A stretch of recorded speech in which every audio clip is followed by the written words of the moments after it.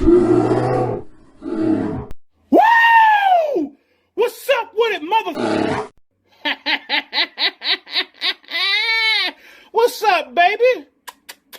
Did you miss me? As I proved time and time and time and time and time again, I will rise from the fucking ashes.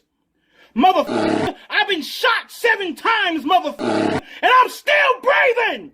Hello and welcome to my channel. I am your host, the Commander Bear, and today I want to talk to you guys about something. JRPGs. We love them, we hate them, but they all have one thing in common. You usually have that boss battle that you've worked so hard. You've grinded all day, maybe all week, grinding levels, gathering items, trying to buff your party to fight that one boss that you really want to defeat. And there are some times where the creators of these games like to play this sick trick on us, where they give us this false hope of beating this boss that we have worked so hard to beat. And then we have that feeling of ecstasy, excitement. We want to go out, party with our friends, tell everyone about our amazing accomplishments. But the moment we feel that certain spark of joy and relief, they come back again, and your heart sinks to your stomach. And apparently this is fun for these creators. I do not like this feeling, and I highly doubt that you do either. But in today's deck tech, I'm going to be showing you guys and your playgroup how you can be that boss battle that just doesn't go away. No matter how many times that commander goes into the graveyard, it will find a way to come back and be stronger and always haunt your opponents. And today, our commander is going to be Elenda the Dusk Rose. Elenda the Dusk Rose is 2 white and a black for a 1/1 legendary creature vampire knight with lifelink.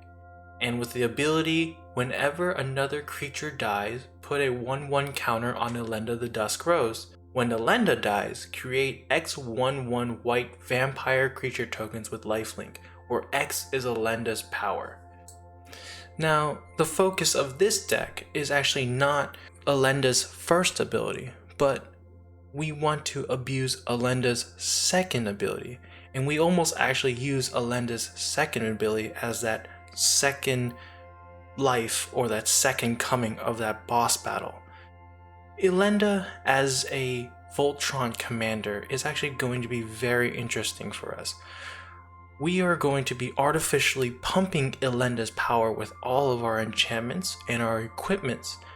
And if our opponent has an answer to destroy Elenda the Dusk Rose or make us sacrifice her, we actually have something that a lot of Voltron commanders lack.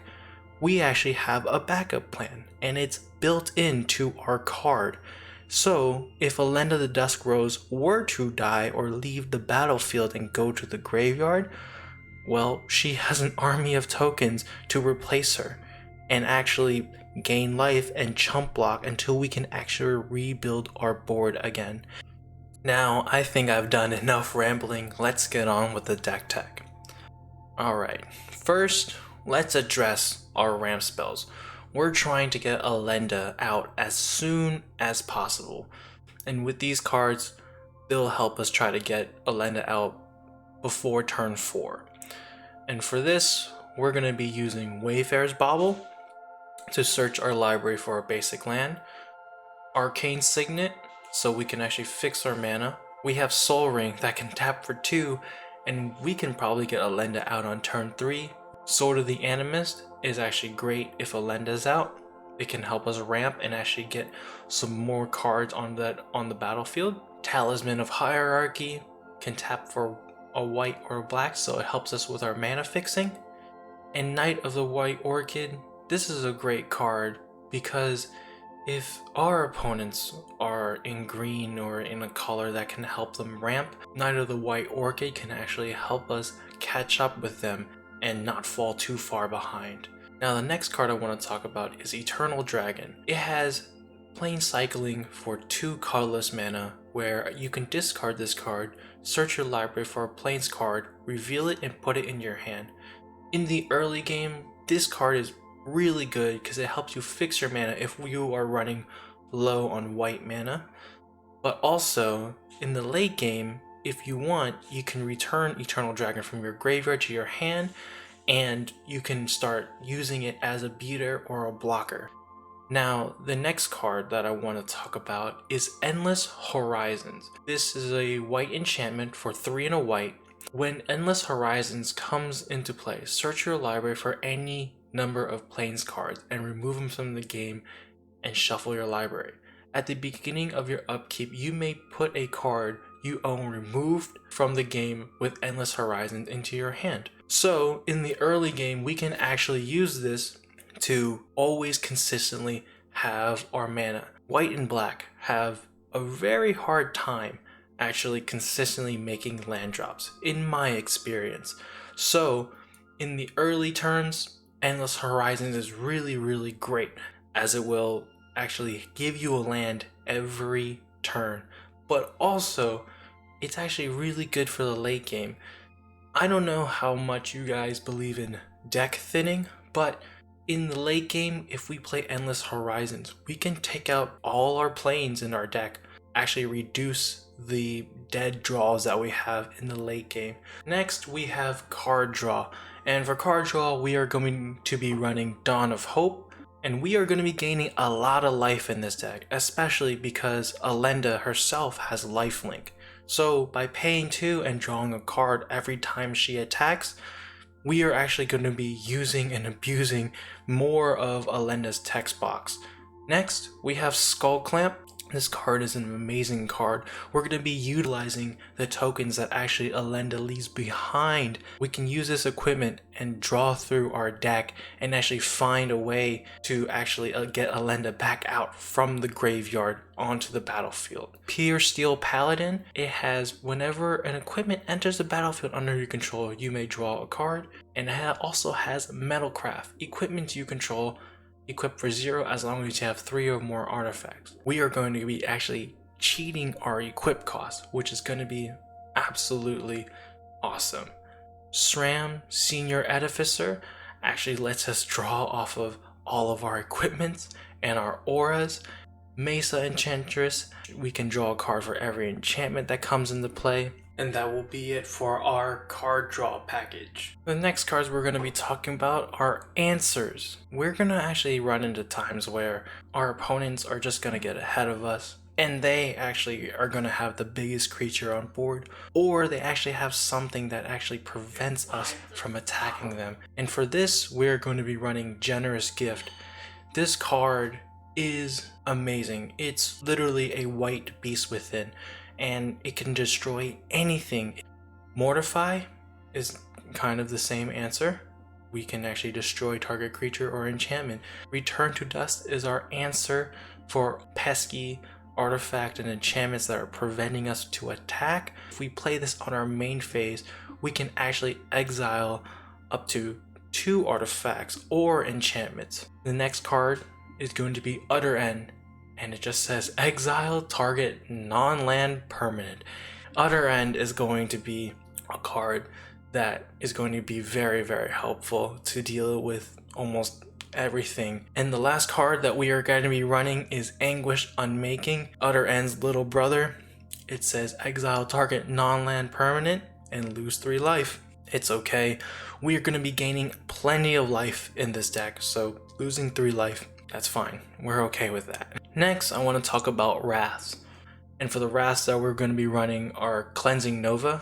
This is going to be a really great Wrath because not only does it give us a choice to kill all creatures on the board, but it also destroys all artifacts and enchantments. Fumigate, if we have that opponent who actually wants to build a huge board, we can actually punish them. Winds of Wrath. This is going to be a one-sided board wipe.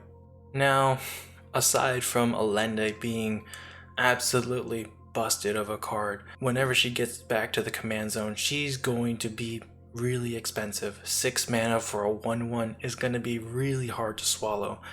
If we can't get Elenda out, these are actually viable options. Balan, Wandering Knight. Balan getting double strike if we have 2 or more equipments attached to it. And also another thing that is really busted on this card, for 1 and a white, we can attach all equipment we control onto Balan. Next, we're going to run Danitha, Capation Paragon. She has first strike, vigilance, lifelink. Her second ability is something that we can really abuse. All of our auras and equipments are going to be 1 less to cast. We are also running Armory Automaton, where when it comes onto the battlefield, and just suck up all those equipments that are not being used right now and make this a really big threat immediately. Next in this section, I'm going to be calling Helpers. These are the cards that are actually going to help Elenda get scary. And for this, we are going to be running Stone Hewer Giant. He has an ability for 1 and a white to search our library for an equipment card and put it on the battlefield, attach it to a creature you control. We are also running cards like Steel Shaper's Gift, where it can let us search for an equipment card and put it in our hand. Next we have Open the Armory, which actually lets us find an equipment or an aura. Leonin Shikari is going to be amazing because it's going to help us equip Elenda at instant speed. Duelist Heritage, our only creature that we usually want to be attacking with, is Elenda. Giving her double strike and actually doubling the damage is going to be really, really scary. Inspiring Statuary. We have all these equipments that are going to be laying on the battlefield. We're going to actually put them to use and actually cast all of our non-artifact spells, so nothing is going to go to waste. We are also running Brass Squire, which helps us with our equipments because we can just tap this creature and attach an equipment onto Elenda without paying its equip cost. We are also going to be running Hammer of Nazan. Not only does it give our creature +2/+0 and indestructible, any other equipment that we have in our hand, once we play that equipment, we can attach it straight onto the creature and not pay that equip cost. We are also going to be running Sigarda's Aid, and this is going to let us cast all of our equipments and all of our auras at instant speed.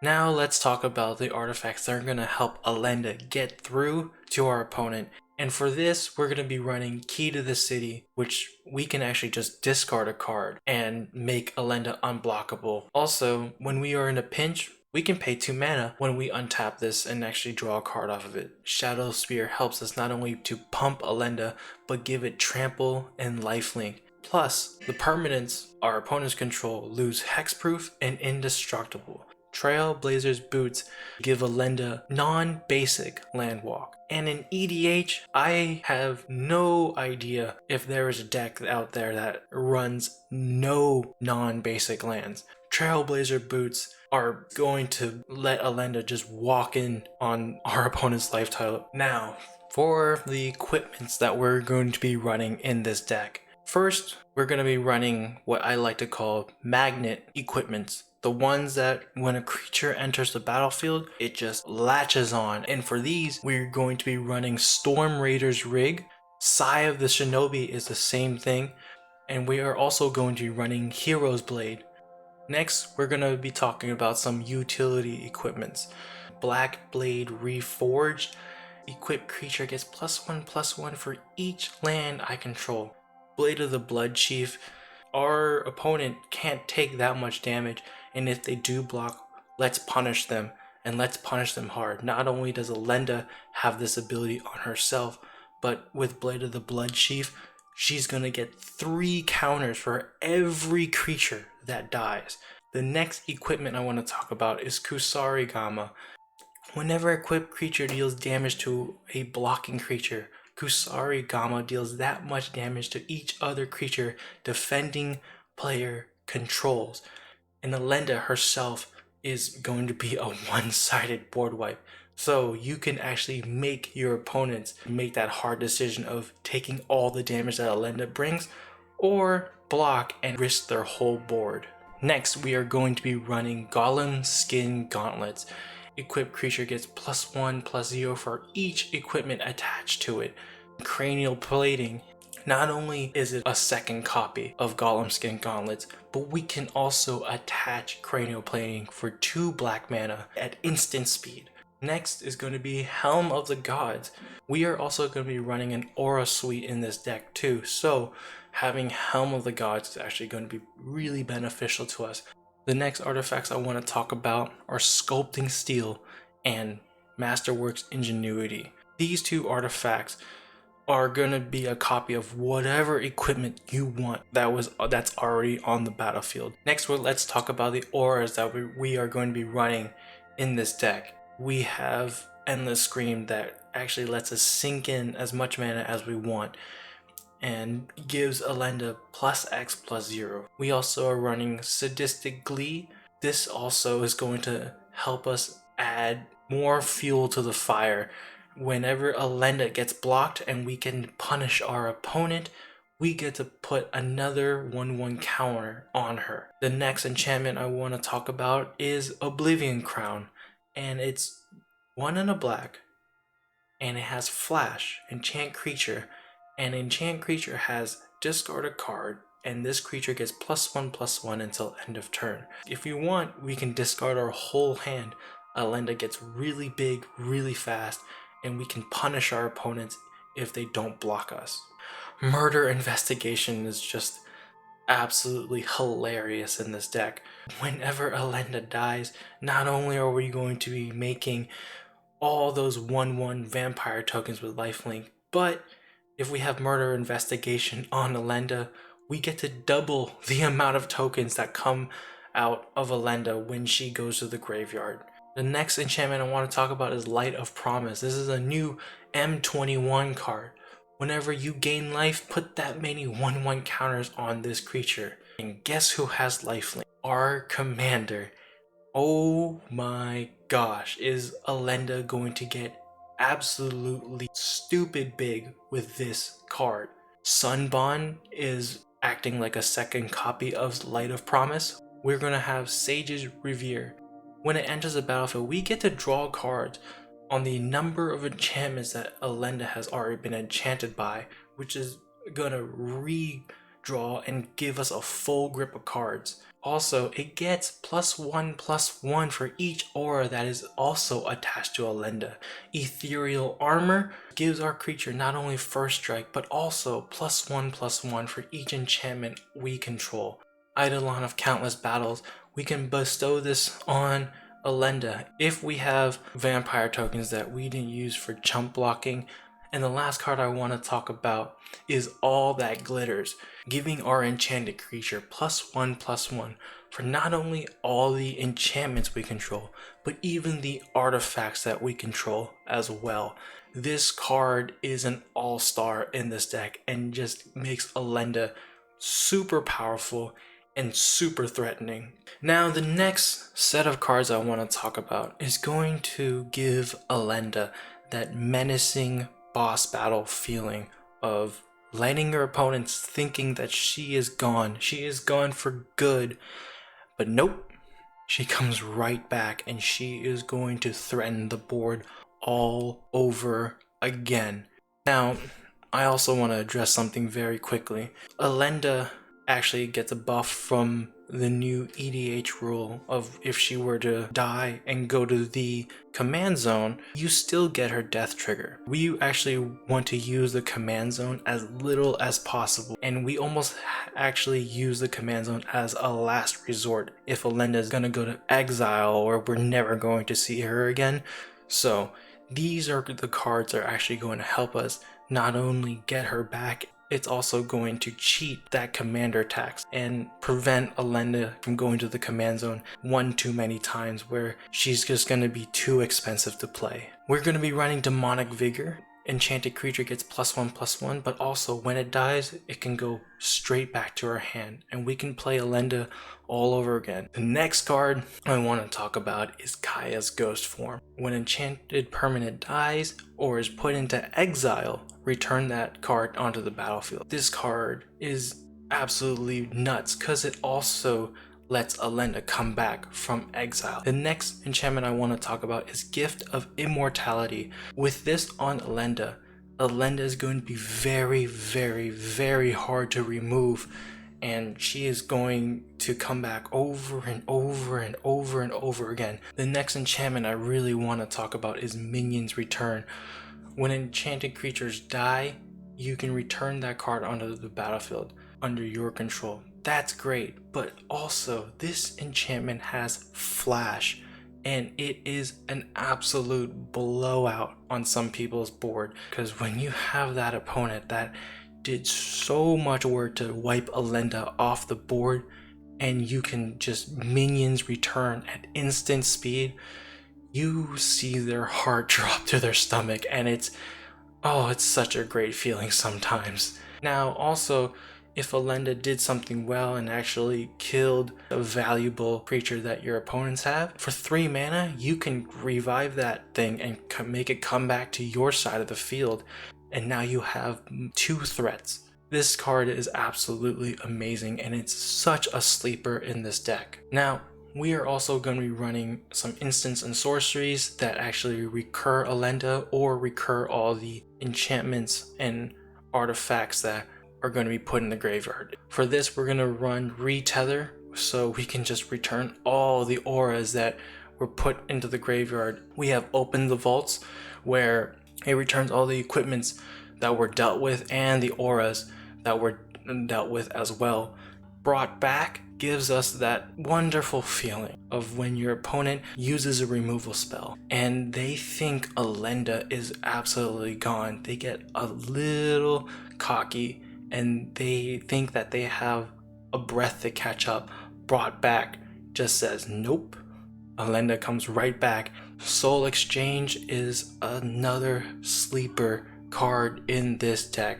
For just 2 black mana, we can actually utilize the tokens that Elenda just made, and she comes right back out and she's ready to fight all over again for just 2 mana. That's absolutely amazing, and it's so scary. And that's it for this deck tech, guys. This deck with Elenda being a Voltron commander is, oh man, it has been so fun. And it's such an interesting way to take Elenda, in my opinion, because I've seen Aristocrats deck, not saying that that is a wrong way to build Elenda, but I personally feel like Elenda being a Voltron commander has brought something to the table that a lot of Voltron commanders, in my opinion, really lack. I hope you guys give this deck check a try. This is just an idea that has been running through my head. I tried it out and I just wanted to share with you guys. So yeah, Elenda as a Voltron commander can be very scary. I mean, I had so much fun with this deck, and she's a blast to play, especially a Voltron commander, and I hope you guys give it a try. Thank you guys for watching that video. If you guys like this kind of content, please click that like button and subscribe button, and do not forget to turn on that notification bell so you don't miss a thing. And if you guys have any input, you can leave it in the comment section down below. I would love to hear from you guys. And yeah, I'll see you all next time.